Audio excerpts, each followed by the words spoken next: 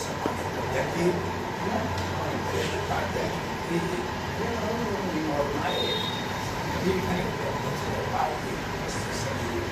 साथियों, बड़ा उत्साह रखता है इस राज को देख के। ये बहुत दिनों तक हम लोगों के साथ कर्मचारी शिक्षक संगठन के भी बने रहे और यहाँ भी अभी भी अपनी रचनाएं और तमाम तरीके से लोगों को प्रोत्साहित करते हैं। साथियों, अभी एक साथी ने चर्चा किया कि बैठक में कम लोग आते हैं।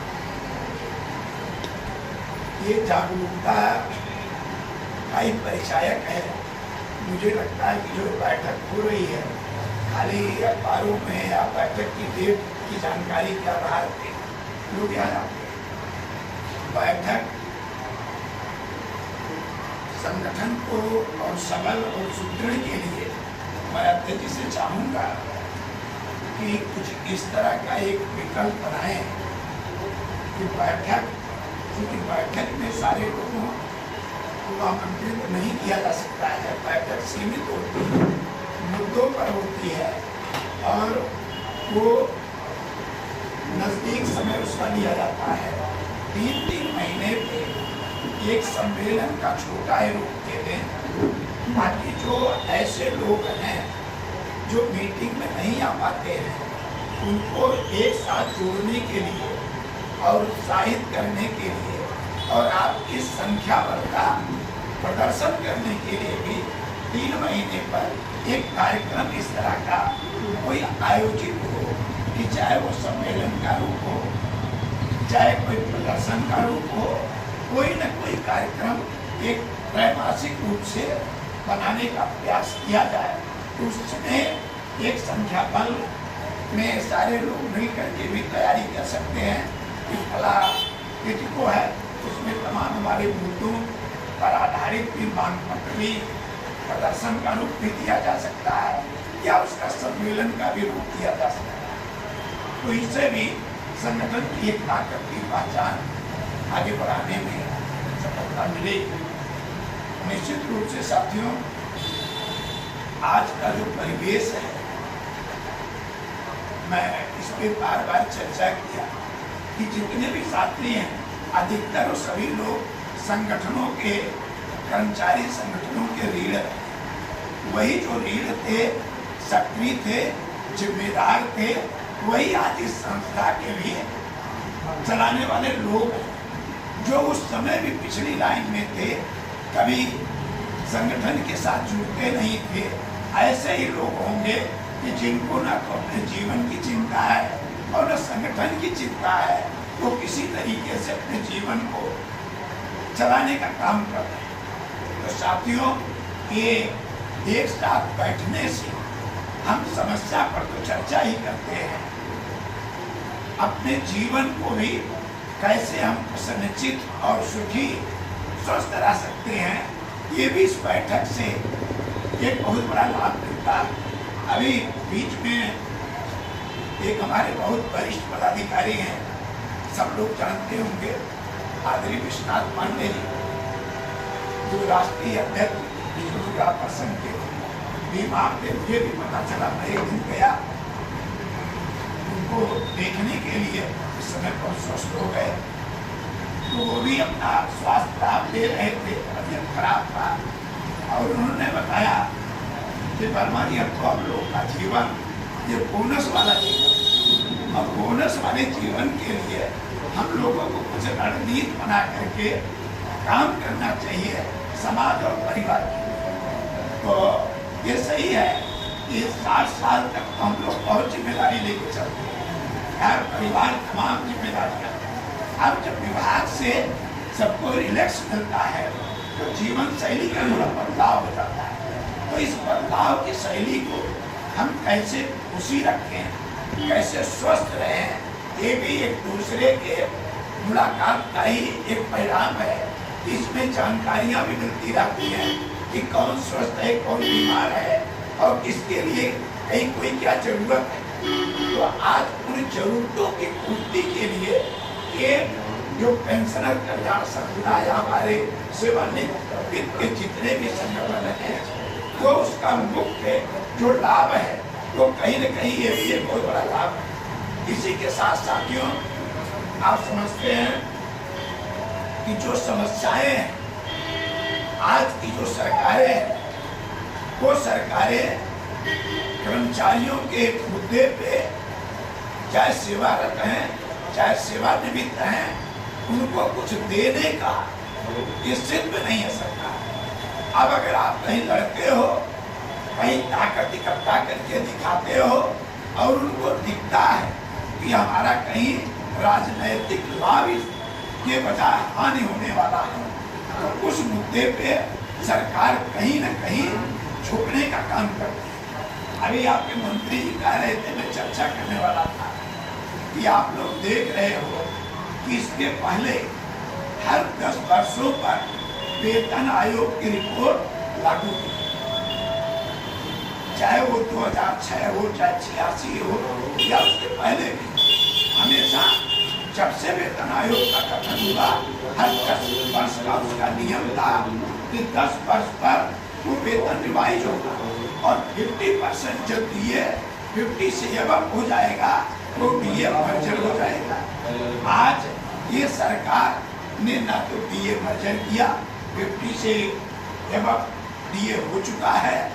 आयोग का गठन तमाम आंदोलन के बाद एक खाली अखबारी खबर कर दिया और एक आदेश कर दिया कि 8वें वेतन आयोग के लिए कमेटी का गठन किया जाए। अब कमेटी कब बनेगी, कौन चेयरमैन होगा, कमेटी कितने दिन में रिपोर्ट देगी और आपका 2026 आने वाला है। यानी सरकार की सोच कहीं न कहीं वेतन आयोग की रिपोर्ट लागू करने की नहीं है। तो ये हमको सचेत होना है कि सरकार वेतन आयोग की रिपोर्ट नहीं देना चाहती है, पर चिंतन करने का काम हमारे संगठनों का है। अभी चर्चा हुआ कि जो डीए कोरोना काल में रोका गया, आज आपको मैं बताना चाहता हूँ ये कितनी सरकार, इसके अंदर हया नाम की चीज नहीं है। यही उसने अपना वेतन 43% सांसद विधायकों ने बढ़ाया, वहां न कोई पक्ष बोला न कोई सत्ता पक्ष बोला, और यहाँ तक उन लोगों ने कर दिया कि अभी तक जो हमारा वेतन था, हमारा डीए होता था, वो डीए मूल सूचकांक आधारित होता था और इनका डीए जो था वो मूल सूचकांक पे आधारित नहीं था, क्योंकि वो कर्मचारी के रूप में उनका पेंशन नहीं था।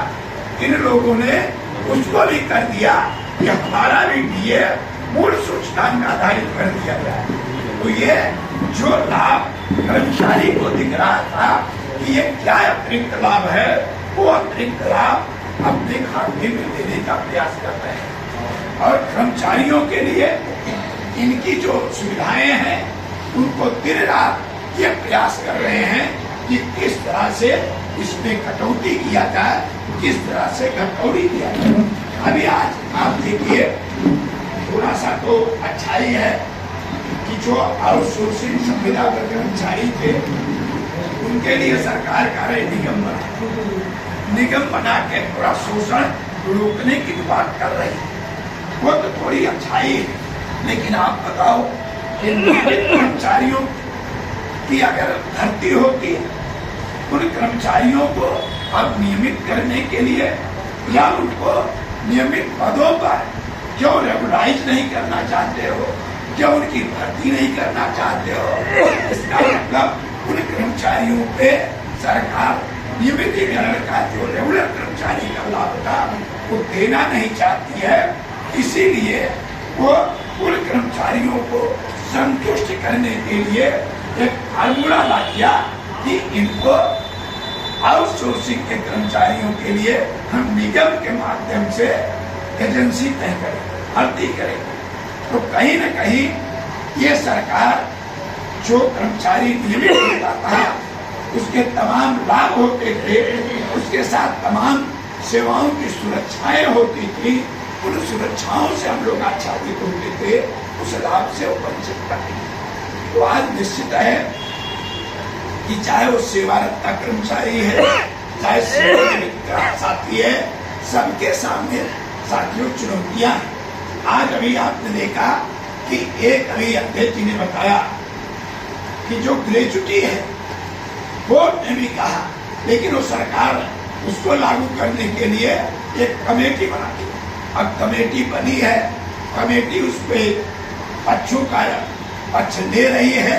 उम्मीद तो है कि वो सरकार को करना चाहिए, लेकिन अगर हमारी जागरूकता, हमारी एकता, हमारा संघर्ष अगर कहीं कम होगा तो उसमें भी सरकार कहीं उसको भी लटकाने का काम करेगी। ये सरकार इसमें माहिर है कि किसी भी सुविधा को देते देते इतना उसको लंगर कर दो, इतना उसको आप आगे स्थिति तक ले जाओ कि ताकि वो मांग कहीं न कहीं प्रभावित हो जाए, लोग मांगना ही छोड़ दे। आज नकदीकरण छोड़ दें, आज नकदीकरण की मांग कहीं न कहीं शिथिल हो गई। एलटीसी का भी हमारे मंत्री जी ने कहा 4 एलटीसी का लाभ 1996 में ये तय किया गया था कि सेवा काल में कर्मचारियों को भी ठहरने की सुविधा दिया जाए, वो भी अपने परिवार के साथ जा करके तीर्थाटन तमाम स्थानों पर भ्रमण कर सके।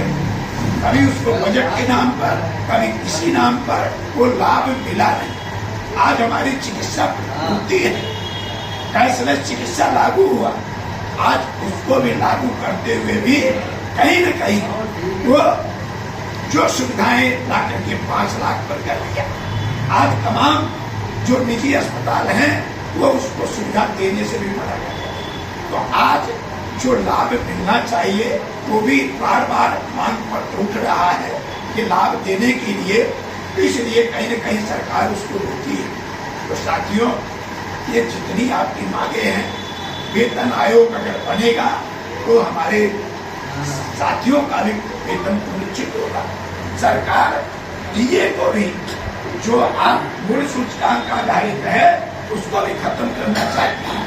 वो अवसर तलाश रही है कि जो बार बार महंगाई देना पड़ रहा है वो उसको ना देना पड़े।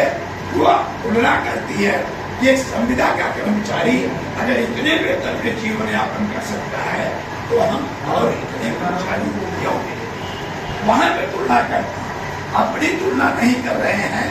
कि पहले का जो विधायक था, पहले के मंत्री थे, वो कोई वेतन भत्ता नहीं लेते थे और जन कल्याण के लिए राजनीति करते थे। अब आज जन कल्याण के बजाय वो कहते हैं हम भी कर्मचारियों के तरफ जब सेवानिवृत्त हो तो सारे लाभों से आच्छादित हो, और चाहे कर्मचारी जब सेवानिवृत्त होता है तो न तो अपने परिवार का दायित्व पूरा कर पाता है, न कहीं रहने का एक अच्छा मकान बना पाता है। लेकिन एक राजनेता छोटा भी है, उसको आप कहीं देखेंगे तो देखेंगे कि उनकी स्थितियां क्या हो रही, उनके तमाम तरीके का आमदनी का जरिया बना लेते हैं और उसके बाद भी उनको संतोष नहीं है।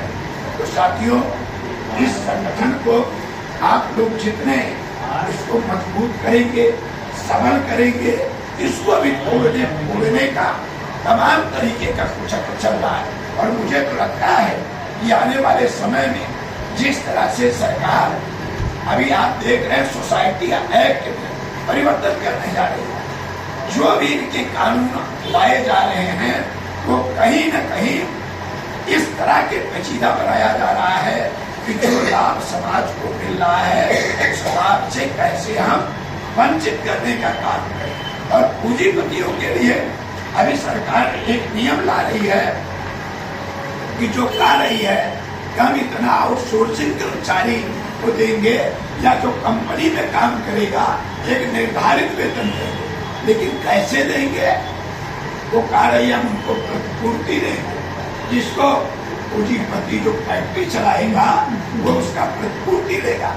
आज चूंकि मैं ITI से जुड़ा हूँ, आज ITI के लड़कों का स्कॉलरशिप जो इसमें स्टाइपेंड योजना लाई गई कि जो उनके बच्चे निकलते अप्रेंटिस योजना में गवर्नमेंट तमाम कंपनियों को पैसा बांट रही है और वो कंपनी साल भर मजदूर बना करके उसको निकाल देता है और फिर नए को रख लेता है, उससे काम अपनी कंपनी का लेता है, पूंजी कमा रहा है। चूंकि ये सरकार इन्हीं पूंजीपतियों के सहारे राजनीति में टिक रही हैं सरकारें, इसीलिए जो नियम कानून बनाए जा रहे हैं कहीं न कहीं उन्हीं के लिए फायदेमंद बनाए जा रहे हैं और समाज के लिए केवल खटौली करने के लिए ये प्रयास नित्य प्रतिदिन हो रहा है। इसलिए हमको इसको जागरूक रहना है, सतर्क रहना है और यही जो नेतृत्वकारी टीमें हैं, चाहे जिले पर हों, चाहे प्रदेश, चाहे राष्ट्र पे हो,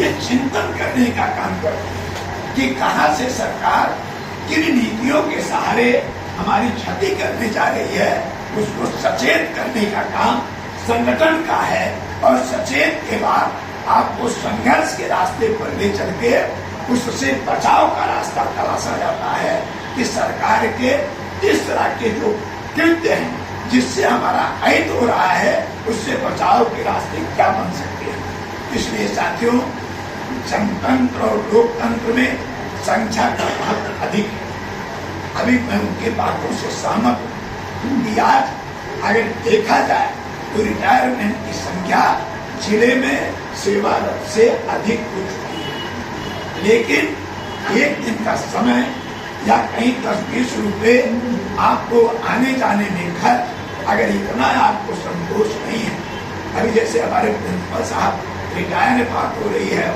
कि नोशनल इंक्रीमेंट प्रयास कर रहे हैं, शायद इनका वहां से हो गया, मैंने बात किया था जेडी से। तो आज स्थिति क्या है, एक लाभ जब कहीं आपको दिखता है तो सारे लोग उसके लिए जियो खोजते हो और लाभ के लिए प्रयास करते हो, इसको कितना जल्दी लाभ मिल जाए, ये लाभ मिला कैसे, कभी इस पर चिंतन नहीं करते हैं। इसके लाभ के लिए कौन सी शक्तियां काम कर